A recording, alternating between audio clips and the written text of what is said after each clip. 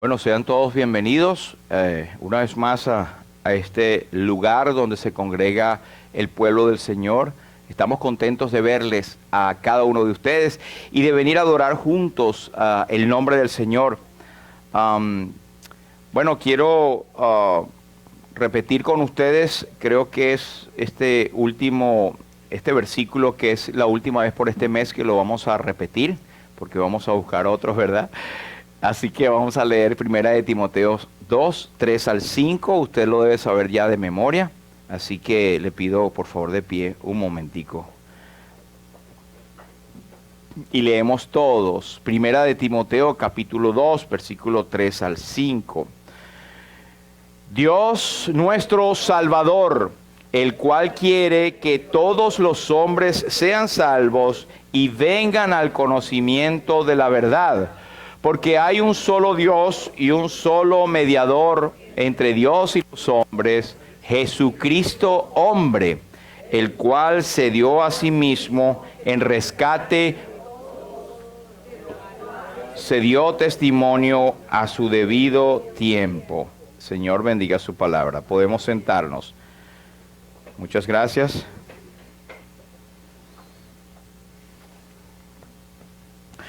Bien, ahí yo estaba revisando ahí en algunas páginas web donde habla de preguntas que normalmente el ser humano se hace y que todos nos hemos hecho en algún momento. Algunos mientras están reposando en el césped y en el campo y viendo al cielo, otros cuando están pasando por un momento de su vida trágico, otros cuando están en soledad, cualquiera, pero hay una pregunta que todos posiblemente se han hecho: ¿por qué estoy aquí? Y no me refiero a por qué estoy aquí en este lugar físico, ¿verdad? Esto resuena desde el principio cuando Adán y Eva se escondieron de la presencia de Dios. El Señor le preguntó a Adán: ¿dónde estás tú? Y no es que no sabía, es una pregunta de reflexión. Por supuesto que Dios sabía. ¿Por qué estoy aquí? Y esto tiene otro matiz, o sea, la gente usa esta palabra para decir también qué voy a hacer, qué va a pasar con mi vida, o tiene mi vida un propósito. De hecho, estas preguntas son importantes y peligrosas si no se definen, pues estas preguntas lamentablemente se las han hecho muchas personas que han cometido el terrible error del suicidio. ¿Por qué estoy aquí? Mi vida no tiene propósito, porque nadie pudo tal vez encontrarse con él o hablarle en un momento determinado. Afortunadamente hay líneas de ayuda cristiana, o líneas de suicidio, o líneas donde usted le echa el cuento y lo que está pasando a las personas y pueden orar por usted. Y afortunadamente son más las personas que regresan de ese estado peligroso cuando definen qué propósito tiene su vida. Ahora, la respuesta, quiero decirles que va a depender de lo que uno cree, ¿verdad? ¿Qué es tu creencia? ¿Dónde estás tú? ¿Tiene mi vida un propósito? Bueno, ¿qué es lo que crees? Hay personas que se consideran o se llaman a sí mismos ateos. A es privativo, teo, que son los que no creen en Dios, o dicen no creer en Dios, y sabemos que no cuando ya están en un peligro, están a punto de morir, cuando su expresión es: ¡ay, Dios mío! Bueno, un ateo dice: no hay que darle mucha vuelta al asunto. El universo es una casualidad y vino a existir de la nada por una explosión accidental de la materia. Esta es la teoría del Big Bang, incluido nosotros. Eso lo dicen.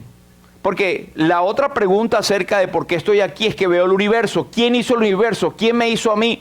Y saben que yo tengo este pensamiento, a lo mejor estoy equivocado, pero muchas de las personas que se consideran o dicen que son ateos es sencillamente porque no quieren dar cuenta a nadie. Quieren hacer lo que les da la gana sin ningún tipo de restricción ni borde moral. Y hoy en día hay personas que se están amparando bajo la ley porque la ley misma está siendo modificada sin tomar en cuenta los principios de Dios. Cuando dicen que todo vino a existir de la nada por una explosión accidental de la materia. Mira lo que dicen los ateos en su definición. La gran pregunta es, si explotó la materia y todo vino a ser por el Big Bang, ¿de dónde salió la materia? ¿Quién creó la materia? Siempre hay algo que ellos no van a poder contestar. ¿Qué es lo que nosotros como creyentes tenemos inmediatamente en la Biblia? Todas las cosas por Él fueron hechas, y sin Él nada de lo que ha sido hecho fue hecho. Tan sencillo como esto. Se necesita más fe para creer en esas absurdeces, si cabe esa palabra, porque es domingo, ¿verdad?, que creer y tener fe en que Dios es el creador de todas las cosas. Todas las cosas por Él fueron hechas, y sin Él nada de lo que ha sido hecho fue hecho. Mire, hubo un científico que usted conoció, él murió en el 2014, su nombre era Stephen Hawking. Un señor que tenía una enfermedad de atrofia y pobrecito, él pasó sus últimos días en una silla deformado por esta terrible enfermedad, pero tenía una mente brillante. Él escribió en el 98 y en el 2007, él escribió varios libros, y en esos libros él decía que cuando la ciencia deja de existir, puede conseguir y entender la mente de Dios. Y la gente pensó, caramba, este hombre piensa en Dios. Pero luego él aclaró, no sé si fue que aclaró o en su necedad empezó a decir que Dios no existía, porque él era el tipo más inteligente que se conocía, o algunos dicen hasta ese momento, un científico que aportó muchas cosas, pero él aclaró que no, que él estaba diciendo algo como sarcástico. Él dijo esto: cuando la gente me pregunta si Dios creó el universo, les digo que la pregunta en sí misma no tiene sentido. Para mí, mire lo que dice él, para mí la solución es sencilla, es que no hay Dios. Así lo dijo él. Eso lo pueden buscar en la redacción del BBC Mundo del 17 de marzo del 2018. Él dice: no hay Dios, nadie creó el universo y nadie dirige nuestro destino. Por supuesto, ¿cuál es el propósito de tu vida? Nada, si nadie te dirige, si no hay un propósito, si no hay algo definido, entonces ¿para qué? ¿Para qué arreglar mi vida o tener ciertos valores o seguir ciertas normas si no hay propósito? Para ellos tenemos esta respuesta. Dentro de sí mismo, dicen los necios, Dios no existe. Corrompido están, sus hechos son repugnantes. No hay nadie que haga el bien. Profesando ser sabios, se hicieron necios. ¿Y qué descripción más grande de estas personas? Son sabios, son científicos, profesan conocer mucho más que la gente, el promedio natural, pero son necios al negar la existencia de Dios. Hebreos 11 y 13 y 3 nos dice: por la fe entendemos que Dios creó el universo por medio de la palabra, de modo que lo que ahora vemos fue hecho de lo que no se veía. Así que cuando ellos dicen la teoría de la materia que explotó, bueno, cualquiera que sea lo que ellos piensen, la materia estuvo allí porque Dios la creó. En el principio creó Dios los cielos y la tierra. Yo sé que hay muchos amigos o muchachos que van creciendo en un hogar cristiano y cuando llegan a la universidad o el college se encuentran con esta corriente que está más latente hoy en día de ateísmo, o no es necesario ni siquiera ser ateo hoy en día para negar los principios de Dios, como vemos en la sociedad, como está ocurriendo ahora mismo. ¿Qué nos hace falta? Bueno, irnos a la Biblia, back to the Bible. Es la única fuente de autoridad, y orar y levantar a nuestros hijos y darles el ejemplo de seguir al Señor. Es no decirles hagan lo que yo digo, sino practiquen lo que yo hago. Pues habiendo conocido a Dios, dice Romanos 1, 20 al 22, no le glorificaron como a Dios ni le dieron gracias. Esto, si no hay Dios, entonces el Creador no existe, ¿verdad? No tiene sentido para nada la pregunta ¿por qué estoy aquí? Cada quien es señor de sí mismo, hace lo que bien le parece, no hay que rendir cuentas a nadie. Es que sabrosa sería la vida, ¿verdad? pero yo estoy seguro que gente así dura muy poco, porque no hay nada que le restrinja su actuar. El apóstol San Pablo dice allí en Romanos 1, porque las cosas invisibles de Él, su eterno poder y deidad, se hacen claramente visibles desde la creación, siendo entendidas por medio de las cosas hechas, de modo que no tienen excusa. Pero estas personas, y hay muchas, habiendo conocido a Dios, no le glorificaron como a Dios, no le dieron la gloria a Él, no dicen que Dios es el creador de todas las cosas, sino que se envanecen en sus razonamientos y su corazón necio se entenebrece, se llena de tinieblas completamente. Esperamos que ninguno de los que están aquí estén en esta clasificación. Pero es muy posible que las personas que escuchen luego este mensaje en las redes, pues tengan algún tipo de este pensamiento. Hay una corriente que surgió en el 1944 y tal vez algunos que les gusta leer han oído acerca del existencialismo. Esa fue una corriente filosófica y uno de sus expositores fue un señor llamado, un francés, Jean-Paul Sartre, que está en los libros y estudian filosofía, etc. Y él decía, el hombre es responsable de todo lo que hace. Vive en constante angustia porque la vida es miserable y está condenado a ser libre. Es decir, nadie lo restringe. A propósito, este hombre, Jean-Paul Sartre, un tipo muy reconocido, claro que él murió ya, él dijo que el suicidio era una manera muy noble de encontrarnos con nuestra propia existencia. Imagínense eso. Bueno, él dice que nadie tiene que dar cuenta a nadie. El Señor Jesucristo dijo, mas yo os digo que de toda palabra ociosa que hablen los hombres, de ella darán cuenta en el día del juicio. Tengamos cuidado, esto aplica a nosotros. Toda palabra ociosa que demos delante de los demás, vamos a dar cuenta. Ahora, el creyente en Cristo no va a venir al juicio final, pero va a haber un juicio que se llama el tribunal de Cristo. Escuche, hermano, en Cristo. Nosotros vamos a tener un tribunal donde no se va a juzgar nuestra salvación. Usted lo puede encontrar en 1 Corintios 5, 2 Corintios también y otras partes donde nosotros todos compareceremos ante el tribunal de Cristo y toda obra será traída a la claridad y será visto qué intenciones teníamos nosotros cuando creyentes al hacer alguna cosa, inclusive las palabras que dijimos. No va a ser tomado para nada tu salvación porque está escondida en Cristo para siempre y la salvación es eterna. Pero va a haber pérdida de galardones y va a haber vergüenza en ese momento en el tribunal de Cristo. De ellas daremos cuenta también de toda palabra ociosas. Inclusive cada uno dará a Dios razón de sí mismo, eso aplica. Y los que tenemos y hemos sido, digamos, llamados para llevar una congregación o pastorear o ser ayudadores con el pastor, que es el Señor Jesucristo, vamos a dar cuenta por cada uno de ustedes. El que no tiene a Dios, este es el pensamiento que tiene. La vida no tiene sentido, no tengo propósito en la vida, me siento insignificante, no valgo nada, nadie me toma en cuenta.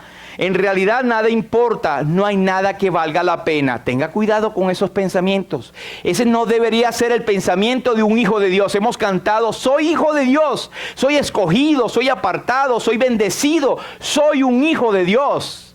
Y eso es una bendición tan grande. Vales tanto que costaste la vida del Hijo de Dios en el Calvario. Él paga un precio gigantesco por ti y por mí. Así que lejos esté de ti decir, no, nadie me entiende, soy insignificante, no valgo nada. Eso no es un pensamiento de un creyente. Así que aparte ese pensamiento en el nombre de Jesús y diga, yo soy un hijo, una hija de Dios que vale tanto que dio su vida a Jesús por mí en el Calvario. Gracias, Padre. Amén. Pero sabe que hay hermanos o creyentes o algunos que profesan ser creyentes que tienen ese pensamiento. Inclusive en la Biblia encontramos a uno que fue Salomón. Y él escribió desde una perspectiva como si fuera un hombre que ve todas las cosas en este mundo y le da tristeza, él dice en Eclesiastés 1:14, pude darme cuenta de que no tiene sentido nada de lo que se hace en este mundo. Todo es como querer atrapar el viento debajo del sol. Y este es un pensamiento que muchas personas puedan tener, pero recordemos, hay que ver el libro de Eclesiastés desde el punto de vista de un hombre que está escribiendo bajo el sol. Pero al final, en el capítulo final, él da como el triunfo de decir que esto es el fin del discurso: teme a Dios y guarda sus mandamientos. Así que David también tuvo muchos pensamientos que nos ayudan. Ahora, Dios puso en David algunas preguntas que tú y yo tenemos, y una de ellas es esto: ¿qué propósito tiene mi vida? ¿Qué propósito? ¿Qué estás haciendo tú? Como digo, en la vida, no digo aquí en el local, ¿verdad? Pero David dice esto en el Salmo 138, voy a leerlo en la versión Palabra de Dios para Todos. Él dice: Señor, tú cumplirás lo que has prometido hacer para mí. Señor, tu fiel amor es para siempre. Por eso sé que no abandonarás a quienes tú mismo creaste. La Reina Valera dice: tú no abandonas la obra de tus manos. Tú cumplirás tu propósito en mí. Dios tiene un propósito para ti y para mí, así como lo tenía para David. Aunque estaba en un pacto distinto, estaba bajo el mismo Dios, y Dios no cambia. Jesucristo es el mismo ayer, hoy y por los siglos. Y tú tienes y yo un propósito delante de Dios. Es por eso que me estoy proponiendo a dar estos versículos como marco de lo que quiero decirles con la ayuda del Señor, y ver cuáles son los propósitos que nosotros, ¿para qué estamos acá? ¿Para qué Dios nos ha salvado? Así que Dios tiene un propósito para ti. Si esta es tu pregunta, ¿cuál es el propósito de Dios para mí? Pero bueno, hay muchos propósitos. Dice Hechos 17... Pero Dios, habiendo pasado por alto los tiempos de esta ignorancia, ese fue el apóstol Pablo hablando ante los atenienses allá en Hechos 17, él dice: ahora manda a todos los hombres en todo lugar que se arrepientan.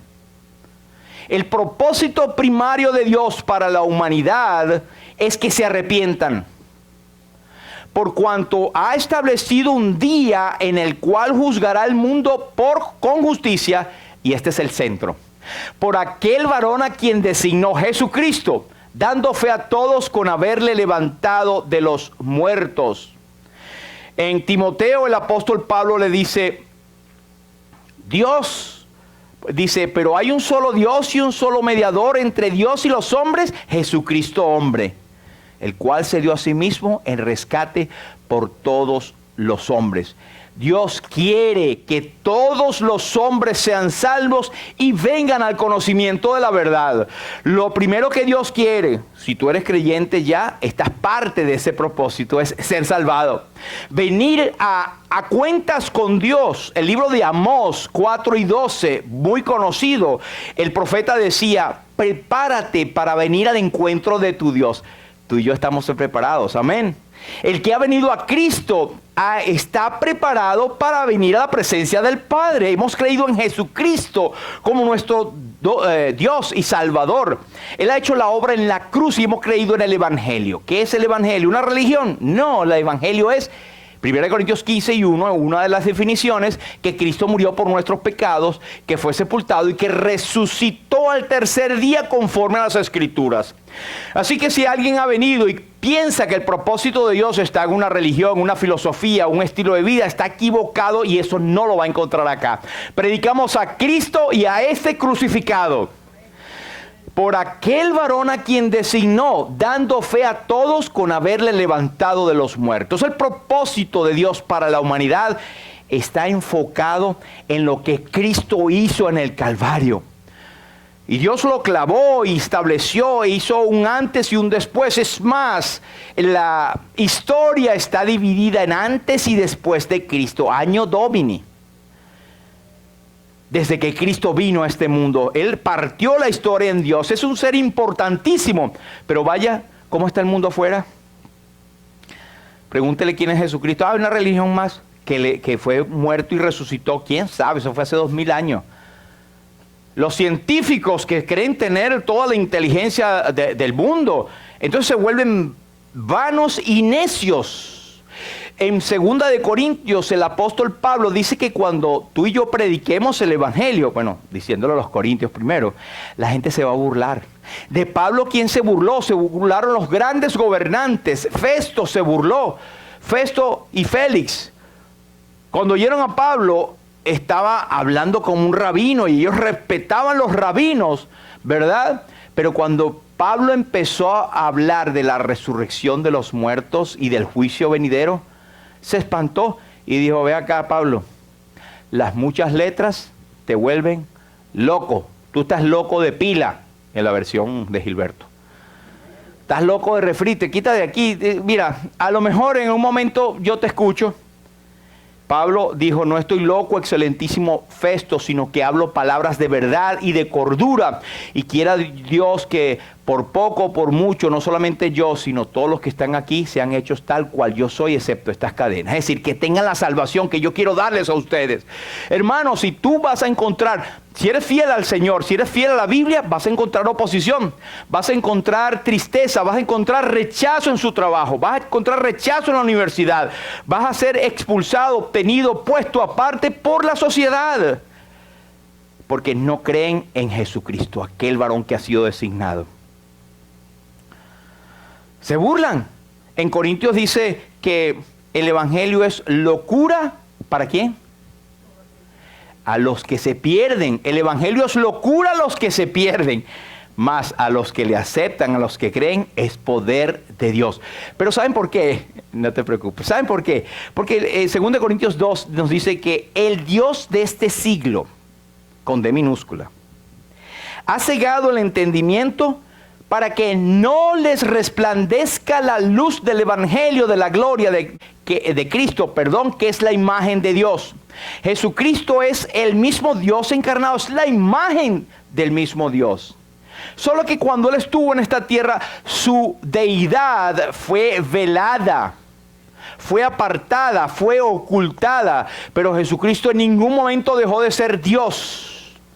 En estos días en el trabajo estamos hablando entre varios compañeros y decíamos acerca de Dios y hablamos un poquito de la triunidad de Dios. Yo le decía, eso es inentendible, pero si yo entendiera a mi Dios, yo diría, ese no es mi Dios. Dios, yo quiero que sea tan poderoso, sublime, que yo no lo entienda, pero que entienda que Él me amó. Y decíamos que Dios es 3 personas, pero un solo Dios. Él no entendía, él dice, no, son 3 dioses y al fin, pero 3 dioses, eso es politeísmo. No, es una sola persona, ahora estás enredado, ahora es una sola persona. Entonces yo entiendo que la gente se enreda con esto, hermanos, y debemos ir, mira, no importa que no lo entiendes, pero debes saber que eres pecador y que Dios te ama y que Jesucristo murió por ti. Esa es nuestra función, no tenemos que ser teólogos para hacer esto. ¿Okay? Entonces el propósito principal de la humanidad, con tu familia, contigo mismo, es que vengan al conocimiento de la verdad, que sean salvos, que conozcan a Cristo, y tú y yo somos portavoces de esto. No vale simplemente decir que somos cristianos y andar por el mundo, pero tenemos un propósito que cumplir. Vamos a ver algunos de estos y esto ya los voy resumiendo. Primero, que seamos como Él. Este es el primer propósito. Y eso lo vemos allí en Génesis, cuando 1:26, Dios dijo, hagamos al hombre a nuestra imagen, conforme a nuestra semejanza. Y señoré en los peces del mar, en las aves de los cielos, en las bestias, en toda la tierra y en todo animal que se arrastra sobre la tierra. Y creó Dios al hombre a su imagen. A imagen de Dios lo creó. Varón y hembra los creó. Varón y hembra. Ese es el principio divino. Pero vemos que Dios dijo hagamos al hombre. ¿Por qué está en hagamos? Porque la palabra que está expuesta allí es una palabra que en hebreo hay plural, de dos y hay plural de más de dos. Y esta es la palabra que es plural, que implica dos más, o sea, tres. Ellos no lo conocían, pero esta palabra indica una pluralidad. Hagamos. ¿Con quién estaba Dios hablando? Con los ángeles. En ninguna parte de las Escrituras se dice que los ángeles tienen poder creador. Estaba Dios referido allí a la triunidad, y hemos leído al principio que Jesucristo hizo todas las cosas con la palabra de su poder y todas las cosas por él subsisten. Y del Espíritu Santo se nos dice que el Espíritu Santo, su Espíritu adornó los cielos. Padre, Hijo y Espíritu Santo son el Creador, el Dios creador de todas las cosas. Ahí está la Trinidad. Pero lo que quiero hacer énfasis es que seamos como Él. Ese fue el propósito inicial de Dios. Hagamos al hombre a nuestra imagen. Hay algunos que van a pensar, pero caramba, a Dios se le pasó pues que pecaron y se le echó a perder el propósito. No. Dios desde antes de la fundación del mundo ya tenía preparado a su Hijo Jesucristo. Lo digo con respeto y con ignorancia. Dios no tenía necesidad de nosotros, no tenía necesidad de creación. Ya Él era interna, inmensa y completamente feliz con la Trinidad existiendo desde siempre, sin principios. Pero vamos a ver cuál es el propósito. Entonces el propósito es que seamos conforme a su imagen. Ahora, las imágenes son erigidas, son levantadas para señalar al original, para reflejar al original. Y cuando nosotros somos creados a imagen y semejanza de Dios, no quiere decir que Dios tiene dos brazos, tiene una cabeza, tiene piernas y camina. Jesucristo es Dios, pero Él se encarnó. Pero muchos dicen acá que el hombre tiene intelecto, tiene conocimiento, tiene espíritu, alma y cuerpo, y Dios es un ser tripartito. Nos dio la capacidad de razonar y pensar y ser responsable por nuestros actos. Pues Dios, por eso es que Satanás usó esa media verdad para decir, seréis como dioses, sabiendo el bien y el mal. Pero Dios hizo los seres humanos a su imagen para que el mundo estuviera completa de los reflejos de Dios. Los ángeles claman, si usted ve en Isaías capítulo 6, versículo 3, cuando aquella visión que tuvo Isaías del poderoso Dios, dice que los ángeles clamaban, Santo, Santo, Santo, Señor de los ejércitos, toda la tierra está llena de su gloria. Está llena de millones de humanos que llevan la gloria de Dios. Aunque marchita por el pecado, la imagen del hombre es el reflejo de Dios. En algún momento tuvo un reflejo hermoso, puro, que era lo que Dios tenía en intención, pero Dios dio la libre decisión. Está llena de millones de humanos que llevan su imagen. Gloriosas ruinas, ha dicho alguien. Pero no solamente los humanos.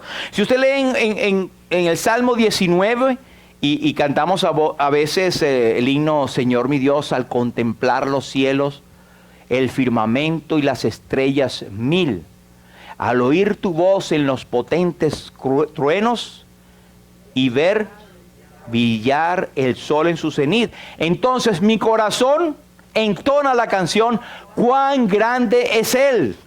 Ese es un precioso poema que nos habla de la gloria de Dios en la creación que no es humana, en la creación natural. Y el Salmo 19 nos dice, los cielos cuentan ¿qué cosa? La gloria de Dios. Y el firmamento anuncia la obra de sus manos. Así que no somos solitos. No crea que yo soy aquí nada más para reflejar la imagen de Dios. La humanidad, todo lo que Dios hizo es de Dios, es soberana. Hay gente que dice, vamos a arrebatarle a Satanás ese pedazo de tierra, esas ciudades. No, la soberanía es de Dios. Dios es el dueño de todo. De Jehová es la tierra y su plenitud. Amén. Pero resulta que el pecado nos hizo perder ese propósito. Isaías 1 y 6 nos dice, bueno, todos sabemos en Génesis cuando el hombre, la mujer pecó, lo dio a su marido, etcétera, ¿verdad? Todos sabemos esa parte. Pero Isaías nos dice, el profeta está hablando a la nación de Israel, pero es un cuadro perfecto de nosotros. Desde la planta del pie hasta la cabeza, dice el profeta, como que Dios está hablando, no hay en él cosa sana, sino herida, hinchazón y podrida llaga. No están curadas, ni vendadas, ni suavizadas con aceite.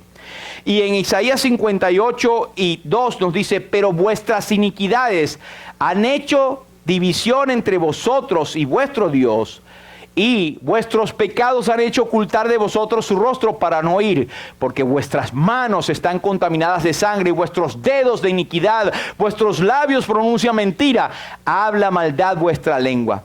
Entonces esto es lo que el pecado ha hecho en la imagen de Dios. ¿Qué cosa? En Romanos 1 nos dice, cambiaron la gloria de Dios incorruptible en semejanza de imagen de hombres corruptibles, de aves, de cuadrúpedos y reptiles, y no le dan la gloria a Dios. Por eso dice Romanos que Dios los entregó entonces a cuanta cosa pueda existir para hacer lo que no conviene. Retribución. Para restablecer esa imagen, bueno, Dios hizo ayuda, ¿verdad? Jesucristo tuvo que venir como estaba establecido, no fue un accidente en la historia. Él estaba preparado para venir a este mundo y llevar la obra de la redención. Jesucristo vino. En Filipenses 2 nos dice que siendo en forma de Dios, Él como Dios, no estimó el ser igual a como cosa que aferrarse, sino que se despojó a sí mismo, tomando forma de siervo, hecho semejante a los hombres, y estando en la condición de hombre, se hizo obediente hasta la muerte y muerte de cruz. Entonces Jesucristo nos rescató, Él reivindicó, levantó nuevamente esa imagen perdida, que era una imagen moral.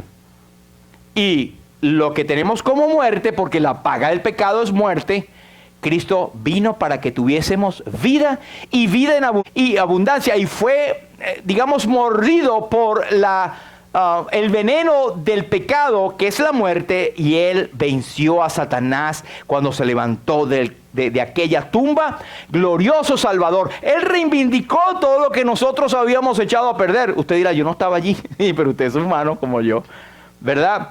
Así que dice el pastor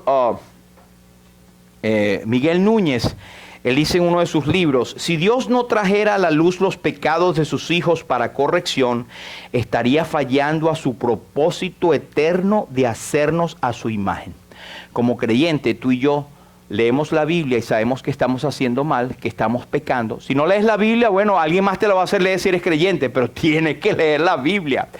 Entonces Dios te va a hacer redarguir de pecado. El Espíritu Santo te va a hablar, estoy haciendo mal. Esto no debe ser, no me siento bien y yo creo que estoy fallando a Dios. Y si algo a ti no te parece, si algo a ti te parece medio cojo, no te parece bien, que posiblemente no lo es. Porque todo lo que es puro es completamente puro y no tiene ninguna duda. Así que el Espíritu Santo redarguye de justicia, de pecado y de juicio. El Espíritu Santo mora en ti, hermano y hermana. Si eres creyente, Él te está redarguyendo en este momento. Caramba, tengo cosas que no he arreglado. Porque ¿sabes qué? Hijo e hija, tú vas a tener una disciplina del Señor. Tendremos disciplina del Señor cuando no nos acomodamos. No entramos por el aro, como quien dice. Si Dios no hace esto, estaría fallando su propósito eterno de hacernos semejantes a Él. Tarde o temprano, tu pecado será evidenciado. David y Natán están allí para atestiguarlo. 2, que reflejemos su gloria. Este es el propósito que Dios tiene para ti y para mí, que reflejemos su gloria. Isaías 43 nos dice, es verdad que fue escrito para Israel, pero es perfectamente aplicable para nosotros. Todos los llamados de mi nombre, para gloria mía los he creado, los formé y los hice. Dime si este no es el propósito tuyo y mío. Dios nos ha creado, nos ha hecho conforme a la imagen de su Hijo, y nos ha dado obras buenas que Dios preparó de antemano para que anduviésemos en ella y pudiésemos ser reflejo de su gloria. Así que Romanos 3:23 nos dice que todos pecaron, están destituidos de la gloria de Dios, pero somos justificados gratuitamente mediante la redención que es en Cristo Jesús, Señor nuestro. Solo Jesús puede hacer de que tú y yo seamos para la gloria de Él. Amén. Lo demás nos dice en Romanos 8:30 que nosotros hemos sido llamados conforme a su propósito. Es un versículo difícil, ¿sabe? Cuando hablamos que pasamos por cosas muy incomprensibles y ese versículo está allí para darnos ese refrescamiento. Sabemos que a los que a Dios aman, todas las cosas les ayudan a bien. Pero, ojo, esto es a los que conforme a su propósito son llamados. Es decir, que seamos conformados con el propósito que hemos estado estudiando. A los que conoció también los predestinó para que fuesen hechos conforme a la imagen de su Hijo. Y a los que predestinó también llamó y justificó. Para estos también glorificarles. Al final seremos glorificados. Cuando tengamos un cuerpo glorificado, transformados en los cielos, cuando Cristo venga, seremos transformados y el cuerpo de la gloria la gloria suya, nosotros seremos semejantes a ese cuerpo. Esto es precioso, hermanos, y es tremendo. Y es lo que dice la Escritura, es parte del plan de Dios. Amén. Fíjense que los que aman a Dios, todas las cosas le ayudan a bien. Y tenemos un propósito que debemos conformarnos. No es que usted va a empezar a conformarse a un propósito y después seguirá a Cristo. Hay algunos que predican, mira, pero deja el pecado, el mal camino y busca al Señor. Eso no sirve. El Señor rescata donde estás, el Señor transforma, de modo que si alguno está en Cristo, nueva criatura es. No es, tú tienes que ser una nueva criatura para que entonces estés en Cristo. ¿Sí me explico? Cristo es el que transforma en el momento, el que da la nueva creación formada según Dios. Efesios 1 nos habla más, y tengo que citarlo rápidamente, pero Él nos escogió, nos predestinó. ¿Para qué? Para alabanza de la gloria de su gracia. Así que tenemos el plan de Dios, el propósito es que seamos para alabanza de su gloria. Al final dice, hemos sido predestinados conforme al propósito, a fin de que seamos para alabanza de su gloria. ¿Quién puede tener duda de que tú y yo como creyentes tenemos un propósito que Dios ha puesto y plantado? Es que seamos para alabanza de su gloria. Pregúntate a ti mismo, hermano y hermana, ¿cómo estoy siendo yo alabanza de la gloria, alabanza de la gloria de Dios? Es verdad que cuando venimos acá alabamos, esto es precioso, yo les digo, conmueve, quebranta el corazón cuando tú ves quién soy yo para que Dios me haya salvado. Y alabamos a Jesucristo. Pero eso no es todo lo que es la adoración y la alabanza. No es un momento en la vida, es una continuidad en toda tu vida. Es un modo de vivir lo que es la alabanza. Amén. 3, que crezcamos parecidos a Jesús. Pues nos dice Efesios que somos edificados, todos llegamos a la unidad de la fe, a una medida, a la estatura de la plenitud de Cristo. Estamos aquí para crecer, hermanos. Nosotros crecemos, ¿sabe dónde? En la iglesia. No, yo me quedo en mi casita y yo oigo radio, escucho música, leo la Biblia solito y no tengo necesidad de ir para la iglesia. Hay un poco de hipócritas, un poco de pecadores. A lo mejor no es aquí, hermano, y yo creo que nunca lo he oído acá. Pero ese es el pensamiento de muchos. ¿Quién dijo que la iglesia era un salón de santos impecables? Porque somos santos, llamados por Dios. Pero que aquí venimos, es un hospital de enfermos, de pecadores que vienen a restablecerse, a buscar comunión, a gozarse los unos a los otros y a crecer en la gracia de Dios. Amén. Y si usted no está de acuerdo, por favor, le pido que venga a mí después y me muestre las escrituras para juntos tal vez aprenda algo que no sé. Pero el hospital, este es un hospital. Este no es un club de santidad absoluta y que los que están aquí tienen que estar con una conducta impecable. Bueno, tenemos que, por supuesto, crecer a la medida de la estatura de la plenitud de Cristo. Pero eso es algo que ni el apóstol Pablo tenía. Él decía, no es que lo haya alcanzado ya, sino que prosigo a la meta, olvidando ciertamente lo que queda atrás, extendiéndome hacia lo que está adelante. Crezcamos en todo, recibe su crecimiento para edificarse en amor. Número 4, otro propósito que le sirvamos. En 1 Samuel nos dice, Samuel hablando, lejos estará de mí pecar contra el Señor dejando de rogar por ustedes. Al contrario, me comprometo a instruirlos en el camino bueno y recto con tal de que ustedes teman al Señor y en verdad que hagan, les sirvan de todo corazón. Recuerden todo lo que Él ha hecho en favor de ustedes. Bueno, parece que estuviera hablando en el Nuevo Testamento, ¿verdad? Con tal de que les sirvan, porque ¿por qué les servimos? ¿Por qué le amamos? Porque Él nos amó a nosotros primero y dio a su Hijo en propiciación por nuestros pecados. Si eso no es suficiente, yo no sé en qué universo estamos entonces. Servidores de Cristo, administradores de los misterios de Dios, se llama el apóstol Pablo. En Juan 15 el Señor Jesucristo dijo que Dios es glorificado cuando nosotros llevamos fruto, más fruto y mucho fruto. Vea el 17 para que vea cuál es la secuencia allí. Y número 5, que le alabemos. Salmo 86, dice el salmista, te alabaré, oh Jehová, Dios mío, de todo o con todo mi corazón, y glorificaré tu nombre para siempre. ¿Por qué? Porque tu misericordia es grande para conmigo y has librado mi alma de las profundidades del Seol. Mire, hay personas que piensan que merecen algo de Dios. No, porque en realidad yo me he portado muy bien. Yo he sido buen padre, buena madre, buen hijo, buen trabajador. Y he tenido una vida impecable. Yo no sé por qué me pasa esto. Yo merezco todo. Están, pero bueno, no digo la expresión coloquial. Pero eso es totalmente errado. Está fuera de lo que Dios ha establecido. ¿Saben por qué? Porque deben leer la Biblia. Y cuando la persona lee la Biblia, hemos conocido en la historia gente que han leído la Biblia para ridiculizarla o para hacer algo y terminan arrodillados confesando a Cristo como Señor y Salvador. Por eso nuestra meta, nuestra autoridad principal es la sola Escritura. Venga los viernes a propósito. Tenemos acá, estamos estudiando eso, ¿verdad, hermanos? Sí, nos hace falta ver más caras acá para gozarnos juntos. Traiga sus preguntas. Sí, para alabanza de la gloria de su gracia, por eso nos hizo aceptos.